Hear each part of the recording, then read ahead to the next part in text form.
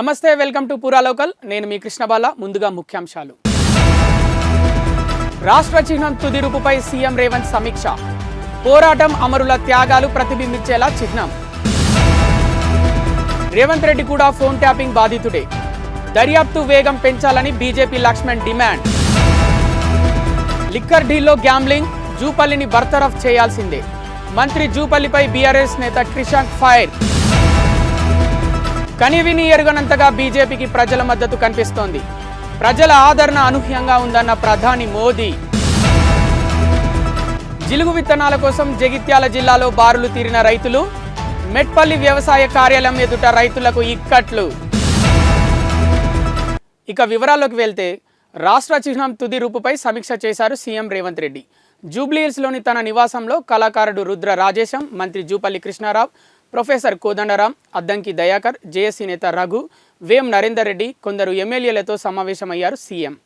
తెలంగాణ పోరాటం అమరుల త్యాగాలు ప్రతిబింబించేలా రాష్ట్ర చిహ్నాన్ని తయారు చేస్తున్నారు. మరోవైపు పేరెడ్ గ్రౌండ్లో రాష్ట్ర అవతరణ వేడుకల ఏర్పాట్లపై అధికారులతో చర్చించారు సీఎం రేవంత్. ఆవిర్భావ వేడుకల్లోనే తెలంగాణ గీతం, లోగోను ఆవిష్కరించనున్నారు. పశ్చిమ బెంగాల్ వ్యాప్తంగా ఈసారి కని విని ఎరుగనంతగా బీజేపీకి ప్రజల మద్దతు కనిపిస్తోందని, ప్రజల ఆదరణ అనూహ్యంగా ఉందని ప్రధానమంత్రి నరేంద్ర మోదీ అన్నారు.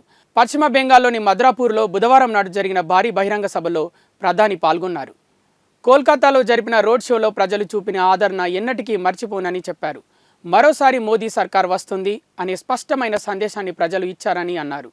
2024 ఎన్నికల్లో కోల్కతాలో మీతో పాల్గొంటున్న చివరి సమావేశం ఇదని, ఇక్కడి నుంచి ఒడిశా, పంజాబ్ వెళ్తున్నా అని చెప్పారు.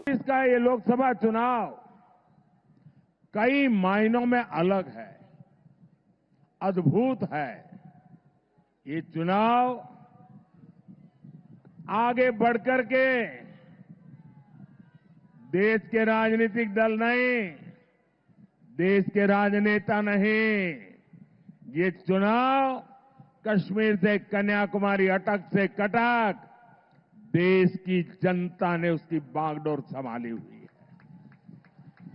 इस चुनाव का नेतृत्व देश की जनता कर रही है, क्योंकि उसी जनता ने 10 साल की विकास यात्रा भी देखी है और 60 वर्षों की दुर्गति भी देखी है.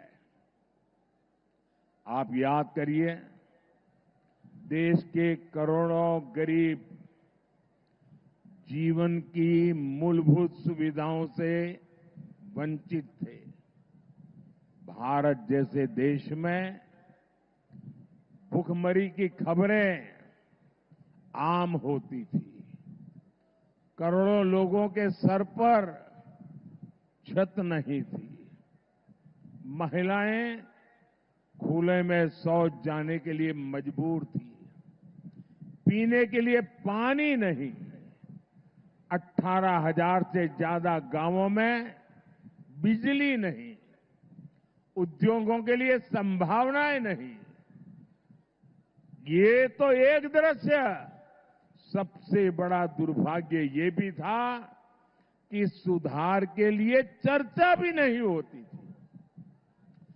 परिवारवाद की राजनीति ने करोड़ों करोड़ युवाओं के सपने मार दिए थे. 5 पीढ़ी को आजाद हिंदुस्तान में तबाह कर दिया गया. उनके सपनों को रौंद दिया गया. उनकी आशा आकांक्षाओं को मिट्टी में मिला दिया गया. ఫోన్ ట్యాపింగ్ కేసులో దర్యాప్తు వేగం పెంచాలని రాజ్యసభ సభ్యులు డాక్టర్ లక్ష్మణ్ డిమాండ్ చేశారు. సీఎం రేవంత్ రెడ్డి కూడా ఫోన్ ట్యాపింగ్ బాధితుడే అని గుర్తు చేశారు. అందులో నిర్లక్ష్యం చేయకుండా ఈ కేసును సీబీఐతో విచారణ జరిపించాలన్నారు. లోక్సభ ఎన్నికల్లో తాము సత్తా చాటబోతున్నామని, డబుల్ డిజిట్ ఖాయమని జోషన్ చెప్పారు. ఈ పార్లమెంటు ఎన్నికల ఫలితాల తర్వాత కాంగ్రెస్లో బీఆర్ఎస్ విలీనం కాబోతుందన్నారు. 6 నెలలుగా ఇచ్చిన గ్యారంటీలు అమలు చేయకుండా కాంగ్రెస్ ప్రభుత్వం కాలయాపన చేస్తుందని మండిపడ్డారు.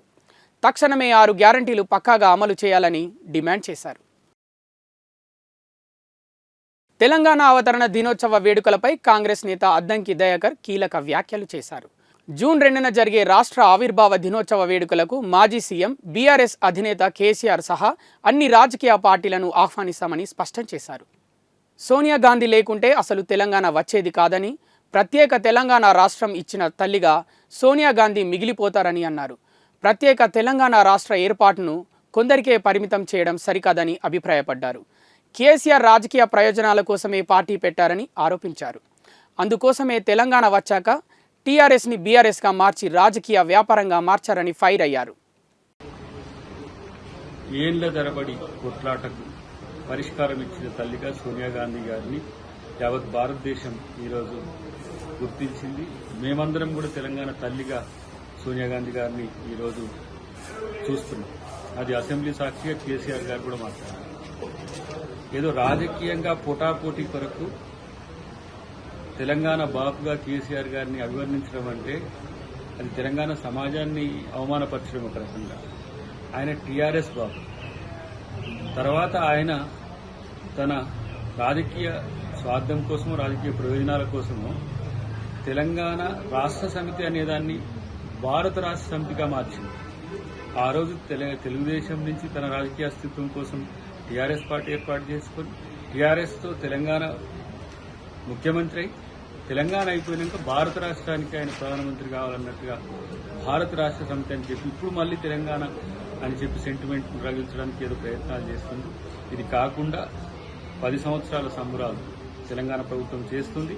ప్రతిపక్షాలను, ప్రజా సంఘాలను, ఉద్యమకారులను, విద్యార్థులను అందరినీ గౌరవించే ఒక కార్యక్రమం తెలంగాణ ప్రభుత్వం చేస్తుంది. కాబట్టి దాంట్లో అందరూ పాల్గొని తెలంగాణ సమాజపు లక్ష్యాలను, ఆకాంక్షలను నెరవేర్చేదానికి సహకరించాలని. మంత్రి జూపల్లిపై బీఆర్ఎస్ నేత క్రిషాంక్ ఫైర్ అయ్యారు. సోమ్ డిస్టిలరీస్తో తెలంగాణ ప్రభుత్వం ఒప్పందంపై కీలక అంశాలను ప్రస్తావించారు. ఈ నెల 21న గాంధీ భవన్లో ప్రెస్ సమావేశం పెట్టి మంత్రి జూపల్లి కృష్ణారావు ఎలాంటి మద్యం కంపెనీలు తెలంగాణ రాష్ట్రంలో కొత్తగా వ్యాపారం చేయడానికి ప్రతిపాదనలు పెట్టలేదని చెప్పారు. పైగా అలా ప్రచారం చేసే మీడియా సంస్థలపై 100 కోట్ల రూపాయల పరువు నష్టం దావా వేస్తామని బెదిరించారు.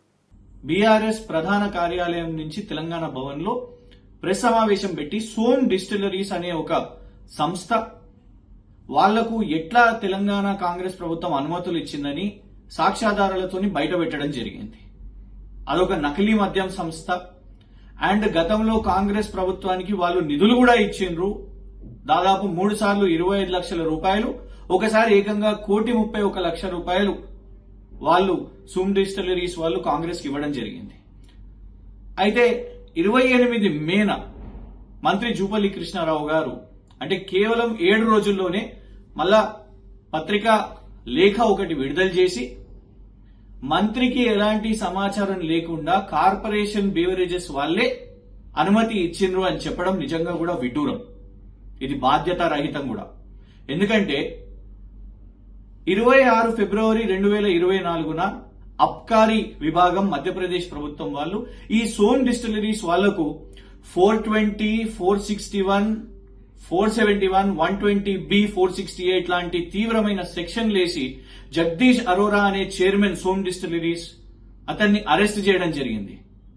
వాళ్ళ మీద నకిలీ మద్యం వేసే ఆరోపణ మధ్యప్రదేశ్ ప్రభుత్వం వాళ్ళు వాళ్ళ మీద కేసులు వేసిండ్రు. మరి దీని గురించి ఎందుకు జూపల్లి కృష్ణారావు గారు చెప్పలేదు?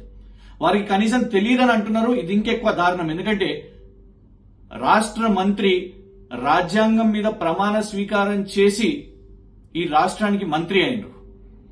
మరి ప్రజల ఆదాయం, ఈ ప్రభుత్వ ఆదాయం, రాష్ట్ర ఆదాయం, మరీ ముఖ్యంగా ప్రజల ఆరోగ్యం గురించి పట్టించుకోని మంత్రి రేపు ఈ నకిలీ మద్యం వ్యాపారం ఇక్కడికి వస్తే ప్రజల ఆరోగ్యానికి ఏమైనా జరిగితే మంత్రి జూపల్లి కృష్ణారావు గారు బాధ్యత నుంచి తప్పుకొని అధికారులే చేసిండ్రు అని నెట్టేస్తారా? ఏపీలో వైసీపీ ఖచ్చితంగా మళ్లీ అధికారంలోకి వస్తుందని ఆ పార్టీ నేత సజ్జల రామకృష్ణారెడ్డి ధీమా వ్యక్తం చేశారు. జూన్ 9న జగన్ ప్రమాణ స్వీకారం ఉంటుందని తెలిపారు. కౌంటింగ్ రోజున జాగ్రత్తగా వ్యవహరించాలని, ఏమరపాటుకు తావివ్వరాదని శ్రేణులను అలర్ట్ చేశారు. ఈసీ తీరు అధికారులపై అనుమానాలున్న నేపథ్యంలో కౌంటింగ్ సక్రమంగా జరిగేలా చూడాలని పార్టీ అభ్యర్థులు, ఎలక్షన్ ఏజెంట్లు, రీజనల్ కోఆర్డినేటర్లకు సూచించారు. అవతల ధర్మయుద్ధం చేసేవాడు కాదు మన ప్రత్యర్థి. వారికి తెలిసిన విద్య అడ్డంగా కొట్టడం, అది గమనిస్తూనే ఉన్నాం. అది ఈసీ కావచ్చు, ఇంకోటి కావచ్చు. దయచేసి ప్రతిదీ మా టార్గెట్ మనది ఇది అనే దృష్టిలో పెట్టుకుని దానికి తగినట్టు తెలుసుకోండి. అవతల వాడు ఏదన్నా తను అనుకున్నట్టు అడ్డంగా చేయకుండా అడ్డం కొట్టడం నాకు కావాలి, ఏమేమి ఉన్నాయో రూల్ పొజిషన్ దాన్ని చూసుకోవడం. మనది ఒకటి వాడు చల్లనోటుగా ఇది చేసే పరిస్థితి రాకుండా అడ్డం పడాలి, ఏమేం చేయొచ్చో దానికి మనకు కావాలి. సో కన్వీనియంట్ మనకు అనుకూలంగా అవతలోడు ఆటలు సాకుండా చేసేట్టు ఆ రూల్ని ఎట్లా ఇది చేసుకోవాలి, అవసరమైతే దాని వరకు ఎంతవరకు ఫైట్ చేయాలి అనేది మనం కంఫర్టబుల్గా బ్రహ్మాండంగా వస్తున్న దాంట్లో డౌట్ లేదు. అయితే వాళ్ళ ఆటలు సాగనివ్వకుండా ఎట్లా చేయాలనేది మనం చేసేది మన టార్గెట్ అది. మళ్ళీ అధికారంలోకి వస్తున్నాం, బ్రహ్మాండంగా వస్తున్నాం. 9న ప్రమాణ స్వీకారం ఉంటుంది, ఇందులో ఎలాంటి డౌట్ లేదు. అయితే దానికి ఏదో మనం వాళ్ళ ఆటలు సాగనించి వాళ్ళు పెట్టే జరిపే సైకలాజికల్ వాటన్నిటిని మనం తట్టుకొని మనం ఏదో వెంబడి దిగకుండా ముందు ప్రియంటివ్ వాళ్ళను ఒక్క ఆట కూడా సాగనివ్వకుండా ఏం చేయాలనే ఉద్దేశంతో మోర్ అలర్ట్గా ఉంటున్నాం. అది దృష్టిలో పెట్టుకోండి ఉద్దేశం. ఏపీ అభివృద్ధికి ప్రత్యేక హోదా ఒకటే మార్గమని, అది కాంగ్రెస్తోనే సాధ్యమని మాజీ ఎంపీ చింతామోహన్ చెప్పారు. రాష్ట్రానికి తిరుపతిని రాజధానిగా చేస్తేనే రాయలసీమకు న్యాయం జరుగుతుందన్నారు. ఈ ప్రతిపాదనను అన్ని పార్టీలు అంగీకరించాలని కోరారు. ఏపీలో గెలిచిన ఎంపీలందరూ ఇండియా కూటమిలో చేరాలని పిలుపునిచ్చారు. కేంద్రంలో ప్రభుత్వాన్ని ఏర్పాటు చేసి రాష్ట్రానికి కావలసినవి సాధించుకోవచ్చని పేర్కొన్నారు. మాటలు చెప్పేదాన్ని ముఖ్యంగా రాజధాని, ఆంధ్రప్రదేశ్ రాజధాని. ఆంధ్రప్రదేశ్ 1953లో 70 సంవత్సరాల క్రితం మద్రాసు నుంచి బయట వచ్చినప్పుడు జవహర్లాల్ నెహ్రూ గారు తిరుపతిని రాజధాని చేయాలి అని అంటే ఆ రోజు సంజీవ్ రెడ్డి పట్టుబట్టి కర్నూలుకు తీసుకెళ్లాడు. కర్నూలు నుంచి హైదరాబాద్కి వెళ్ళింది. హైదరాబాద్ నుంచి 10 సంవత్సరాల నాడు విడిపోయి ఆంధ్ర రాష్ట్రంగా బయటకు వచ్చాం, ఆంధ్రప్రదేశ్. ఈ రోజుకి రాజధాని ఎక్కడంటే ఆకాశంలో ఉంది. మరి ఈ పరిస్థితుల్లో తిరుపతి సరి అయినటువంటి రాజధాని నగరం. ఇది అందరికీ అందుబాటులో ఉంది, అందరికీ ఇష్టమైంది, ఏకాభిప్రాయం వస్తుంది. ఖచ్చితంగా తిరుపతిని రాజధాని నగరం చేయాలని నేను చేతులెత్తి అన్ని రాజకీయ పార్టీలను నేను ప్రాధేయపడి అడుగుతున్నాను. ఎందువల్ల ఇక్కడ అంతర్జాతీయ విమానాశ్రయం ఉంది, మంచి రహదారులున్నాయి, స్థలాలున్నాయి. మరి ఎక్కడో ప్రభుత్వ భూములు అవసరం లేదు. తిరుపతి అందరికీ ఆమోదయోగ్యం, అటు పల్నాడు వాళ్ళకు కానీ, కోస్తా ఆంధ్రకు కానీ, రాయలసీమకు కానీ. రాయలసీమ ఒంగోలు నుంచి కర్నూలు దాకా 10 జిల్లాల్లో మాకేమీ లేదు, ఏ వనరులు లేవు, తినేదానికి తిండి లేక అల్లాడుతున్నారు. ఈ పరిస్థితుల్లో రాజధాని నగరం ఒక్కటే ఈ సమస్యలన్నిటికీ, ప్రజా సమస్యలకు పరిష్కారం అని తెలియజేస్తూ నేను తెరపైకి తీసుకొస్తున్నాను. ఇది చాలా సున్నితమైన సమయంలో తిరుపతిని రాజధాని నగరం చేయమని అన్ని రాజకీయ పార్టీలని వ్యక్తిగతంగా, నేను ఒక పార్టీకి సంబంధించి కాదు, వ్యక్తిగతంగా చింతామోహన్ గా ప్రాధేయపడి చేతులెత్తి అందరినీ ప్రార్థిస్తూ తిరుపతి ఒక్కటే రాజధాని నగరం సరైనటువంటిదని నేను ప్రస్తావిస్తున్నాను. రెండోది ప్రత్యేక హోదా ఆంధ్రుల హక్కు. మరి ఆ రోజు 25వ తేదీ ఫిబ్రవరి 2014లో 3:30 గంటలకు డాక్టర్ మన్మోహన్ సింగ్ రాజ్యసభలో చెప్పాడు. హైదరాబాద్లోని కూకట్పల్లికి చెందిన 4 యువకులు విహారయాత్రకు అని వెళ్లి బాపట్ల నాగరాజు కాలువలో శవమై తేలారు. ఉదయం సూర్యలంక సముద్ర తీరానికి హైదరాబాద్ నుండి రాగా తిరుగు ప్రయాణంలో మార్గమధ్యంలో ఉన్న నాగరాజు కాలువలోకి 6 వ్యక్తులు దిగగా అందులో 4 వ్యక్తులు గల్లంతయ్యారు. ఈత కోసం కాలువలోకి దిగి కొట్టుకుపోయినట్లు సమాచారం. వీరిలో 2 మృతదేహాలను వెలికి తీయగా మరో 2 కోసం గాలిస్తున్నారు. కాలువలో కొట్టుకుపోయిన వారిలో సన్నీ, సునీల్, కిరణ్ నందులుగా గుర్తించారు. విషయం తెలిసిన పోలీసులు ఘటనా స్థలానికి చేరుకొని పడవ సాయంతో నాగరాజు కాలువ వెంబడి గాలిస్తున్నారు.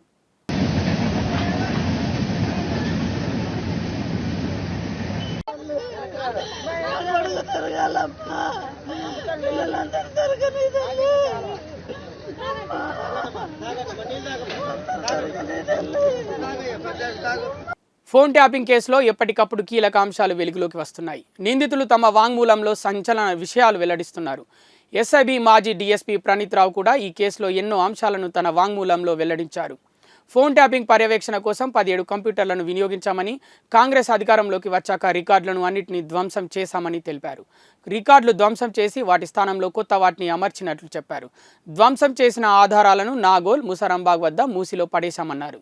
సిడిఆర్, ఐడిపిఆర్ డేటా మొత్తాన్ని కాల్ చేసినట్లు చెప్పారు. ఫార్మాట్ చేసిన ఫోన్లు, పెన్ డ్రైవ్లను బేగంపేట నాలాలో పడేశామన్నారు.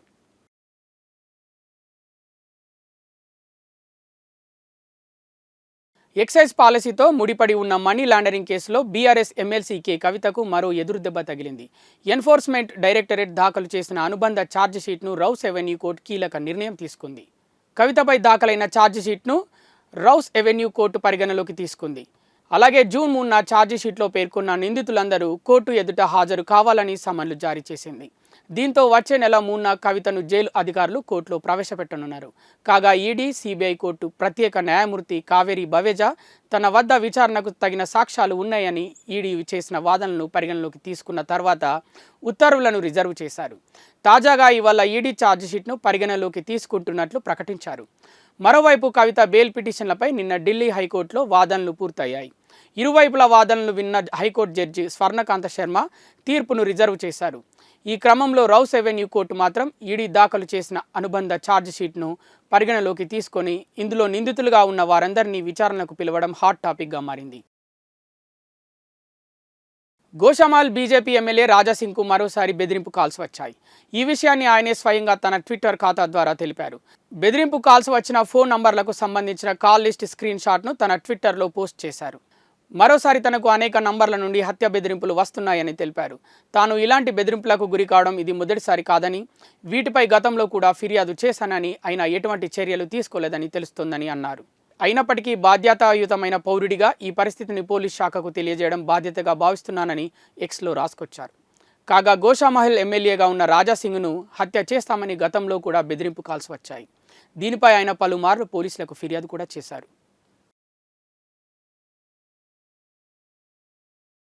భారతదేశంలో అత్యంత ఆదరణ పొందిన ఇన్సూరెన్స్ కంపెనీల్లో ఎల్ఐసి సంస్థ మొదటి స్థానంలో ఉంది. పేద మధ్యతరగతి ప్రజలు ఎక్కువగా ఇన్సూరెన్స్ చేస్తుంటారు. అయితే ఈ సంస్థ 2 సంవత్సరాల క్రితం ఒడిదుడుకుల మధ్య కొనసాగుతుంది. దీంతో ఎల్ఐసి కేంద్ర ప్రభుత్వం అమ్మేందుకు ప్రయత్నిస్తుందని దేశవ్యాప్తంగా ఉన్న రాజకీయ పార్టీలు పెద్ద ఎత్తున ధర్నాలు కూడా చేశారు.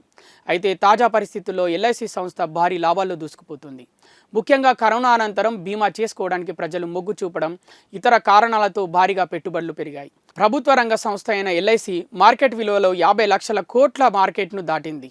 కాగా ఇది భారత చిరకాల ప్రత్యర్థి అయిన పాకిస్తాన్ దేశం జీడిపి కంటే ఎక్కువ, అంటే పాకిస్తాన్ జీడిపి కంటే ఎల్ఐసి విలువ 2 ఇంతలు ఎక్కువగా ఉంది. కాగా 2024 ఆర్థిక సంవత్సరంలో ఎల్ఐసి 16.48% వృద్ధి సాధించింది. దీంతో నిర్వహణలో ఆస్తుల విలువ 51,21,887 కోట్లకు చేరింది.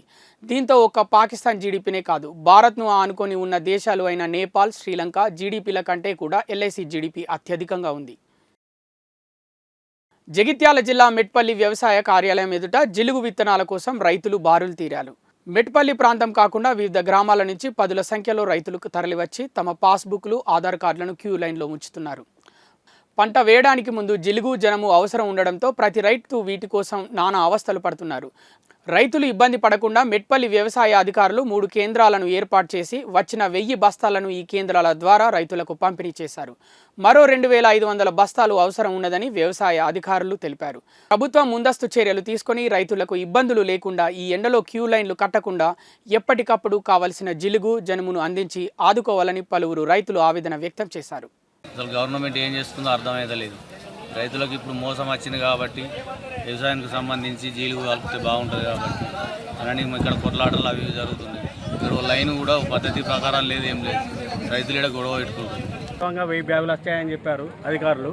ప్రొద్దున 10:30కు స్టార్ట్ చేస్తామన్నారు. కాకపోతే ప్రొద్దున 6 గంటల నుంచే స్టార్ట్ చేసిరట. ఇక్కడ ఉన్నదంతా ఒక 400 నుంచి 500 మంది జనాలు ఉంటారు. ఒక్కొక్క రైతుకు ఒక్కొక్క బ్యాగే ఇస్తారు. 5 ఎకరాలున్న రైతుకు ఒకటే బ్యాగు, 3 ఎకరాలున్న రైతుకు ఒకటే బ్యాగు. మిగతా ఇంకొక 600 బ్యాగులు ఎటుపోయినాయి. అదే కాకుండా రైతులకు కనీస సౌకర్యాలు, కనీసం టెంట్ వేయలేరు. రైతులు ఈ ఎండల పడిగాపులు కాస్తారు. ఏదైనా కానీ ముందు చర్యగా ముందే చెప్పారు నాయకులు, ఏమని జీలుగు, జనుము అవైలబుల్లో ఉంచాలని. కానీ ఇప్పటికి కూడా అవైలబుల్లో లేవు. కనీసము 600 మందికి 400 బ్యాగులు వంచేసి మిగతా బ్యాగులు ఎటుపోయినాయి. అందరికీ ప్రతి ఊళ్ళే వాళ్ళ DCMSలో కానీ లేకపోతే విలేజ్ పర్పస్గా గ్రామ రైతు వేదికలు ఉన్నాయి. అక్కడ ఎంతమంది రైతులు ఉన్నారు, ఎన్ని అవసరాలు ఉన్నాయి అనేది ఫస్టే ఒక ఎస్టిమేషన్ వేసి ఇన్ని బ్యాగులు అవసరం పడతాయి కాబట్టి అది ఫస్టే కుర్త లేకుండా చేస్తే ఇంత తిప్పలు ఉండకపో. కనీసం రైతులకు కనీసం మర్యాద లేకుండా, కనీసం టెంటు లేకుండా ఎండల పడిగాపులు కాస్తారు. తక్షణమే దీనిపై చర్య తీసుకొని ప్రతి రైతుకు జీలుగు, జనుము అందే విధంగా గవర్నమెంట్ చూడాలని కోరుకుంటున్నాం. రావడం జరిగింది. అక్కడ షార్టేజ్ ఉండడం వల్ల ఒక జీలుగు సంచి 3 ఎకరాలకు సరిపోతుందని చెప్పి ఇస్తున్నారు, కానీ అది మాకు సరిపోదు. కానీ ఎక్కువ ఇవ్వాలని చెప్పి ఇస్తే బాగుండు.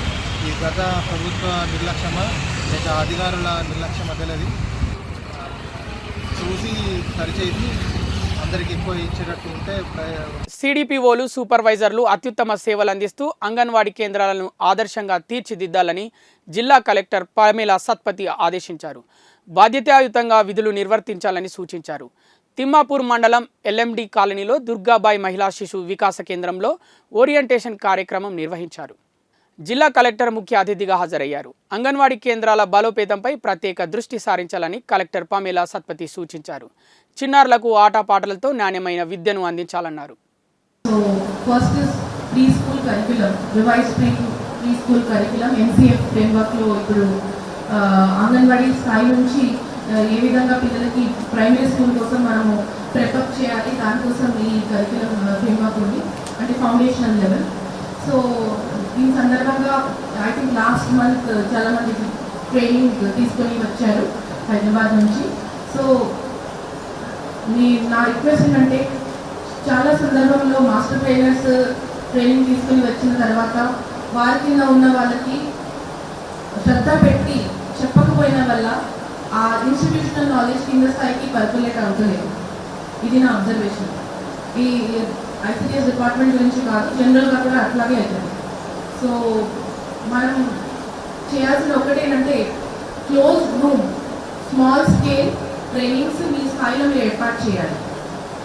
ఇంకొకటి, మనం ఎన్నో ట్రైనింగ్స్ కానీ కరిక్యులం ఫ్రేమ్వర్క్స్ మనం చేయొచ్చు, బట్ గతంలో ఇచ్చిన బేసిక్ టాయ్స్, బేసిక్ ఫెసిలిటీస్ కూడా నేను చాలా అంగన్వాడీ సెంటర్స్ విజిట్ చేశాను, నేను చూశాను.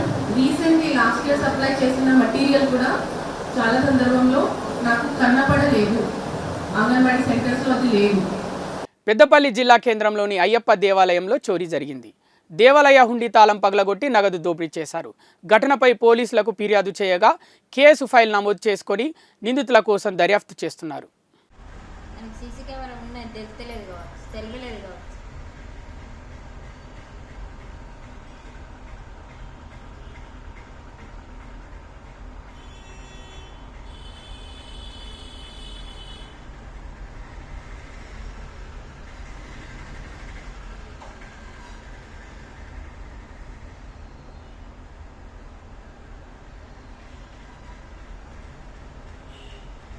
ఉత్తరప్రదేశ్లోని బులంద్ షహర్ పట్టణంలో ఓ 10 అడుగుల భారీ మొసలి కాసేపు కలకలం సృష్టించింది.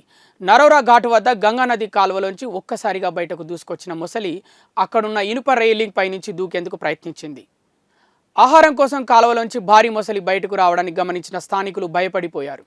వెంటనే పోలీసులతో పాటు అటవీ శాఖ సిబ్బందికి సమాచారం అందించారు. వారు మొసలిని పట్టుకునేందుకు ప్రయత్నించగా అది తప్పించుకోవాలని చూసింది. ఇనుప రైలింగ్ పై నుంచి దూకేందుకు ప్రయత్నించింది. అయితే పైదాకా ఎక్కిన రైలింగ్ను దాటడం సాధ్యం కాక మళ్లీ కిందకు పడింది. ఈ క్రమంలో అది కాస్త గాయపడ్డట్లు తెలిసింది. ఇందుకు సంబంధించిన వీడియో నెట్టింట వైరల్గా మారింది.